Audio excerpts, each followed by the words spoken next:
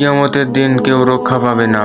সেই দিন সূর্য উঠবে পশ্চিম দিক থেকে, পাহাড় গলে যাবে তুলার মতো, মা ভুলে যাবে সন্তানকে। তুমি কি প্রস্তুত সেই দিনের জন্য? আসসালামু আলাইকুম প্রিয় ভাই ও বোনেরা, সবাই কেমন আছেন? আজকে যে বিষয়টি নিয়ে কথা বলবো সেটি হলো কিয়ামতের আগের শেষ রমজান নিয়ে। কেমন হবে সেই মাসটা? কোরআন ও বিজ্ঞান যা বলছে তা জানলে আপনি অবাক হবেন। কিয়ামতের সময় এক ভয়ঙ্কর আগুন মাটির নিচ থেকে বেরিয়ে আসবে। এই আগুন মানুষকে তাড়িয়ে নিয়ে যাবে জমান নামক এক জায়গায়।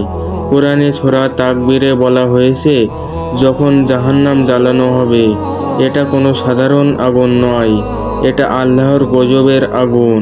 কিয়ামতের দিন মাটির নিচ থেকে গলিত লাভা উঠে আসবে, আগুনের সাগর বানিয়ে দেবে এই পৃথিবীকে। পাহাড় গলে যাবে, সমুদ্র ফুঁসে উঠবে, মানুষ দিকভ্রান্ত হয়ে পালাবে, কিন্তু আগুন তাদের ঘিরে ফেলবে চারদিক থেকে।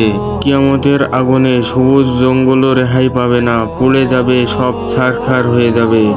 যেদিন কিয়ামত ঘটবে সেদিন পৃথিবীর সবুজ সৌন্দর্য, বড় বড় জঙ্গল, গৃহীন বন সব ছারখার হয়ে যাবে। আগুনে পুড়ে ছাই হয়ে যাবে হাজার হাজার বছরের গাছ। সূরা তাকবীরে বলা হয়েছে, যখন বনভূমি জ্বলিয়ে দেওয়া হবে, এই আগুন কারো জন্য থামবে না। কিয়ামতের বড় আলামতগুলোর মধ্যে একটি সূর্য পশ্চিম দিকে উঠবে। হাদিসে বলা হয়েছে, এটা ঘটলেই তওবা আর কবুল হবে না।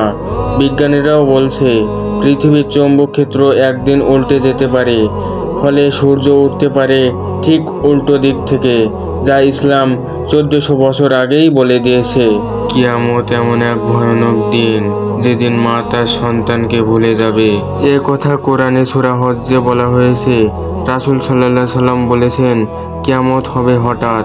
মানুষ যখন ব্যস্ত থাকবে দুনিয়ার কাজে, তখনই ভয়ানক এক বিকট শব্দে সবকিছু ধ্বংস হয়ে যাবে।